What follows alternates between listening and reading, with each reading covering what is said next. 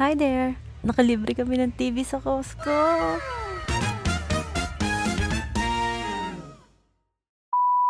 So, eto na nga.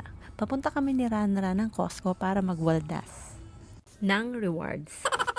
At ito ay more than 52,000 in peso. Mabuti na lamang talaga itong si Ranran ay nagda-drive na.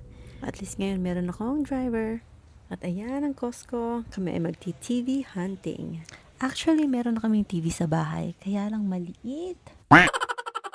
Quantum Hisense? QLEDL. 500, 596.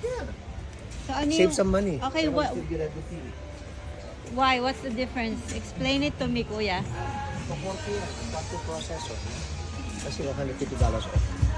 Smart TV? No, smart, yeah. Ay, ganda Ako lang ng naman ano. smart dito. Lahat ng TV is smart.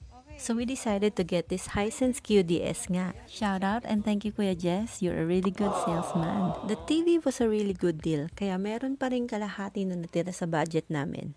And since si Ranran ay magkakaroon ng Christmas party at the house, nag-decide na kaming bumili ng mga chairs and some gifts for my inaanak. The final bill was slightly over 1,000, kaya meron pa akong sukli na $200 something. Yung muntik na hindi magkasya yung TV.